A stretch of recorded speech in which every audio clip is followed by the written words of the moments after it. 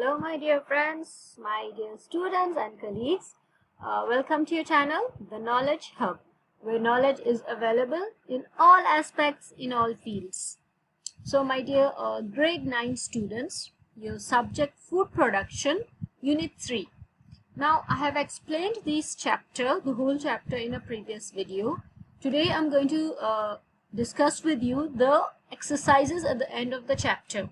The review questions given, we are going to understand them, answer them, and then we're going to see there are some matching questions also that are very interesting. So to begin with, first I'm going to give you a brief summary of this unit, Introduction to Kitchen. It is a very lengthy unit, but it's very interesting. So let us start Introduction to Kitchen. Okay, now let us know that in food production, what kind of kitchen are we talking about? Of course, it's not like the kitchen we have in our homes, a small kitchen. In food production, when we talk about kitchen, we are talking of a commercial kitchen, a large scale production kitchen, a very large kitchen where food is cooked in large quantity. Okay, so it's going to be called a commercial kitchen. That's what it's going to be called. Now, a commercial kitchen is always engaged in varied activities at any given point of time. Now, it's a commercial kitchen. There are different demands at different times. For example, आप किसी restaurant में जाते हैं अगर, तो आप देखिए वहाँ पर एक टाइम में सिर्फ एक डिश नहीं बनती है या एक टाइप का जूस नहीं सर्व होता है. किसी को बर्गर खाना है, किसी को केक, पेस्ट्री, कुकीज़ खानी है, किसी को आइसक्रीम चाहिए, किसी को मैंगो शेक चाहिए, तो किसी को कॉफ़ी चाहिए. सो जब अलग अलग टाइप की एक्टिविटीज़ चल रही होती हैं एक ही टाइम पर, ठीक है, वो सब होता है एक कमर्शियल किचन में. अगर एक रेस्टोरेंट में 6-7 फैमिलीज बैठी हैं, ऑब्वियस है, नेचुरल है, सबके अलग डिमांड्स होते हैं, सबके अलग चॉइसेस होती हैं कि हम क्या ऑर्डर करेंगे, लेकिन खाना तो एक टाइम पे ही बनता है, ठीक है, एंड वो बनता है एक कमर्शियल किचन में. Now let's move forward. जो और इंटरेस्टिंग चीज़ है, अगर एक टाइम पे 6-7 अलग कुजीन्स, अलग डिशेस बननी है, तो वो बनेंगी कैसे? क्या एक ही जगह पर सारे शेफ्स खड़े होकर बनाएंगे? नहीं ना, एग्जैक्टली. सो उसके लिए हमें चाहिए हैं सेक्शंस, ठीक है. एक किचन में अलग अलग सेक्शंस होते हैं जहाँ पर अलग अलग टाइप के खाने बनते हैं. ओके, एंड इसीलिए फिर हमारा सेकंड सब टॉपिक आता है sections in a kitchen. Hotel kitchen is divided into various sections. These sections can be small or large depending on the volume and type of business. ठीक है, छोटा सा रेस्टोरेंट है, 2-3 सेक्शंस चल जाएंगे. एक बहुत बड़ा लार्ज स्केल होटल है, 3 स्टार, 4 स्टार, 5 स्टार, उसके सेक्शंस भी ज़्यादा होंगे एंड ज़्यादा बड़ा भी होगा. डिपेंडिंग, अगर हम एक एस्टिमेट लगाते हैं कि हमारे यहाँ एक मंथ में लेट्स से कितने गेस्ट्स आते हैं, कितना ज़्यादा काम होता है, उसी चीज़ को माइंड में रखकर किचन का एंड सेक्शंस का साइज होता है. ठीक है, सो इससे फिर हम आते हैं सेक्शंस इन ए किचन. अब सेक्शंस में 4 मेन सेक्शंस होते हैं. Preparation and cooking area, storage area, dish wash and pot wash area, chef's office. These are the 4 main sections. ठीक है, now each section is divided into sub sections. Preparation and cooking area के छोटे छोटे sections हैं, storage area में छोटे छोटे sections हैं, पर जो मेन 4 सेक्शंस हैं वो ये हैं. ठीक है, अब प्रिपरेशन की अगर हम बात करें तो इसमें हमारा मेन किचन आता है जो कि 24 आवर्स चलता है. यहाँ कॉफ़ी शॉप होती है, टी शॉप होता है, ठीक है, एंड ये 24 घंटे अवेलेबल होता है, ये बंद नहीं होता है.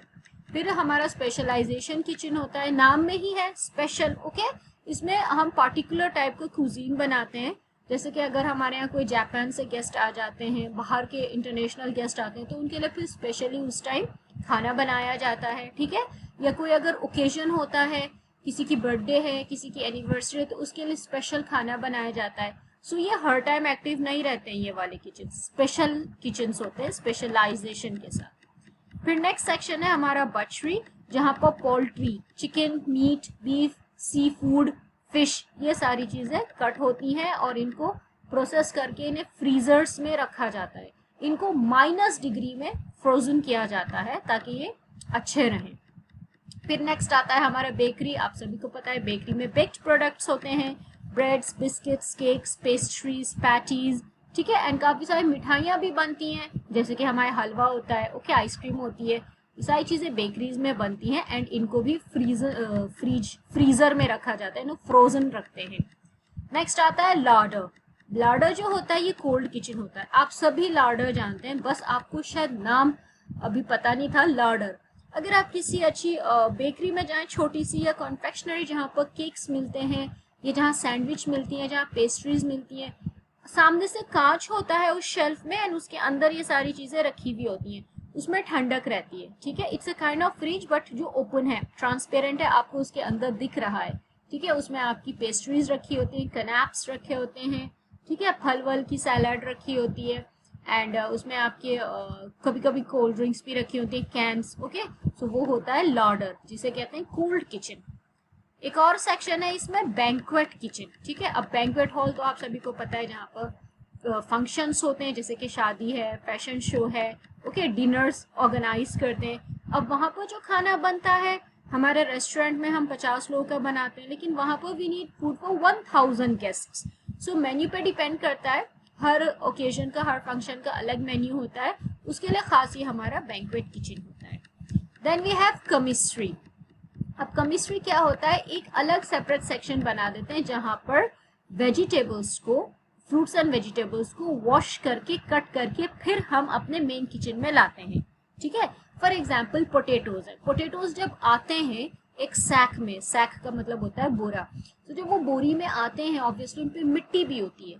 तो अगर हम अपने किचन के मेन सेक्शन में उनको वॉश करते हैं, कटिंग करते हैं, पील करते हैं, इस सब में थोड़ा एक्स्ट्रा काम लग जाता है, थोड़ा गंदा होता है, पानी गिरता है। सो कमिस्ट्री जो है सिर्फ कुछ होटल्स में होते हैं, जो बहुत बड़े लार्ज स्केल होटल्स होते हैं, उनके यहाँ थोड़ा बाहर की तरफ, बाहर थोड़ा दूर को मेन किचन से ये सेक्शन होता है, वहां पर वॉश करते हैं, पील करते हैं, कट करके, रेडी करके, फिर मेन किचन में लाते हैं, मेनली फ्रूट्स एंड वेजिटेबल्स को। ये था सारा प्रिपरेशन वाले सेक्शन में। सेकेंड सेक्शन जो है हमारा, it is the storage section, ठीक है, जो स्टोरेज एरिया है। अब स्टोरेज एरिया में हमारे पास ड्राई स्टोर है, जहाँ सूखा सामान रखते हैं, ठीक है, आटा, चावल, दाल, ये सब चीजें। फिर होते हैं हमारे कमर्शियल रेफ्रिजरेटर्स, जो बहुत बड़े बड़े किचन में रेफ्रिजरेटर्स होते हैं, हमारे घर की तरह छोटा सा नहीं होता है। उसमें हम अपना सामान, खाना रखते हैं, जिसे सिर्फ ठंडा रखना होता है, जैसे कि दूध है, ज़्यादा लिया है हमने, तो हमने आधा फ्रिज में रख दिया, आधे की चाय वगैरह, कॉफ़ी बन रही है। फिर होता है वॉक इन।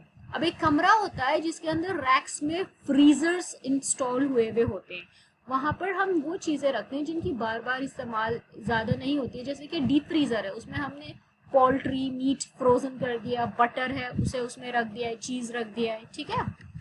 एंड देन जो थर्ड सेक्शन है हमारा, dish wash and pot wash area है, ठीक है, ऑब्वियसली नाम में ही है, जहाँ पर बर्तनों की धुलाई वगैरह होती है।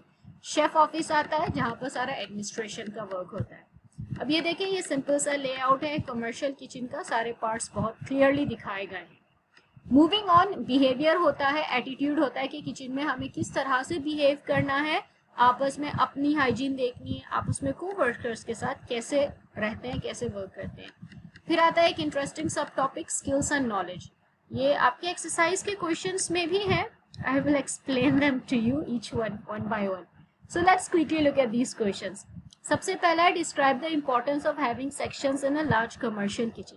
अच्छा, ये जो क्वेश्चंस है ना, 4 क्वेश्चंस, इनके आंसर्स मैंने आपके लिए एक सेपरेट फाइल में बना दिए हैं, वहां से आप इन्हें इजीली देख सकते हैं, अंडरस्टैंड कर सकते हैं। सो मैं जल्दी से उस फाइल पे जाती हूँ।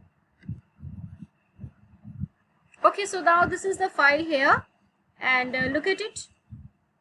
Chapter 3, Introduction to Kitchen. So the first question is, describe the importance of having sections in a large commercial kitchen. ठीक है, now this is our large commercial kitchen है, अब इसमें sections क्यों होने चाहिए, ठीक है।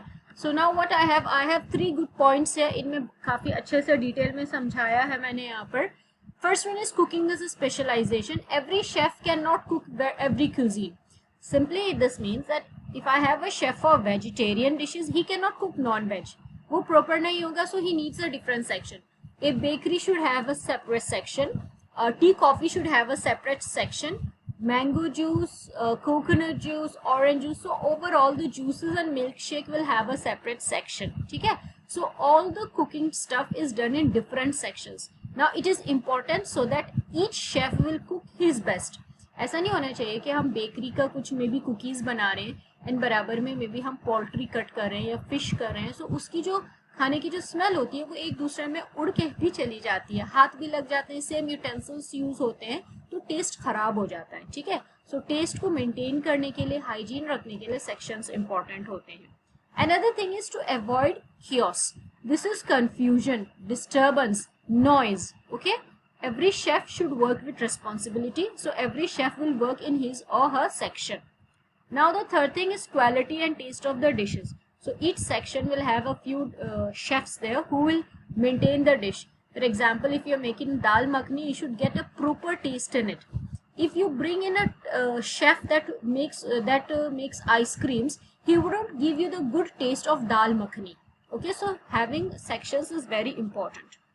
Second question is define ergonomics. Why is it important? Now ergonomics is the science of work in relation to the individual.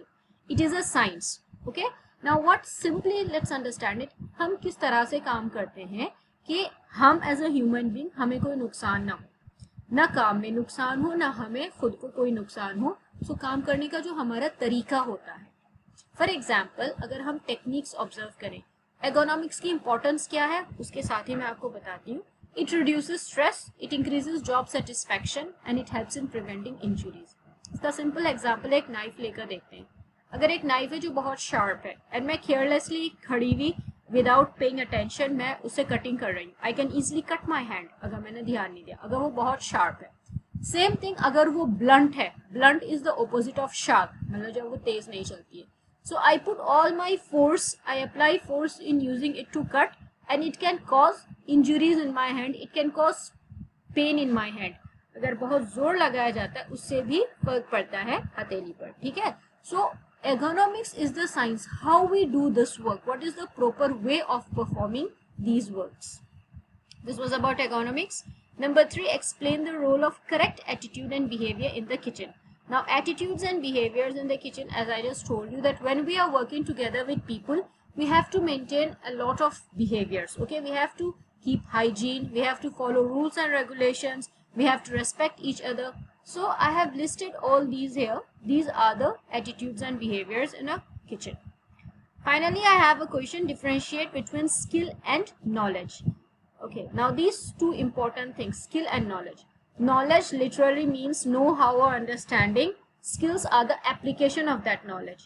It simply means knowledge है, हमें किसी चीज़ की information है, understanding है. ठीक है, जब हम उस understanding को practically apply करते हैं किसी काम में, वो होता है हमारा skill. अक्सर आपसे पूछा जाता है आपकी skills क्या है, मतलब करना क्या आता है जब practically कोई काम करते हैं. Knowledge हमारे सिर्फ mind में है, हमारी understanding है कि हमें पता हो कि करना. Okay, that is knowledge and skill. सो ये दोनों चीज़ें साथ के साथ ही चलती हैं, रिलेटेड होती हैं.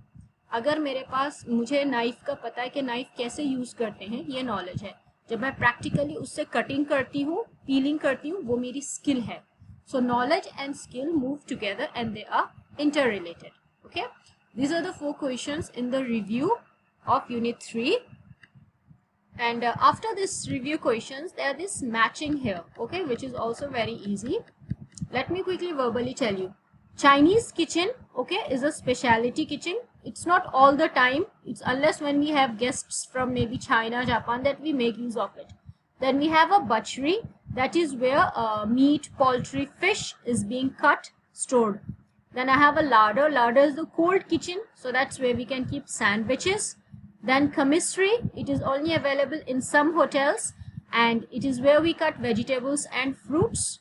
Then we have a bakery, that's for cookies, pastries, cake, okay. And then a banquet, which is also a specialty kitchen. And then the main kitchen, it is the one that works for 24 hours, round the clock work. And it's also where we have the coffee shop, okay. So this is the matching of Unit 3, Introduction to Kitchen. If you have any confusion, if you have any problem or you want any other explanation of this chapter, my email address is provided. You can always get in touch. Thank you and all the best.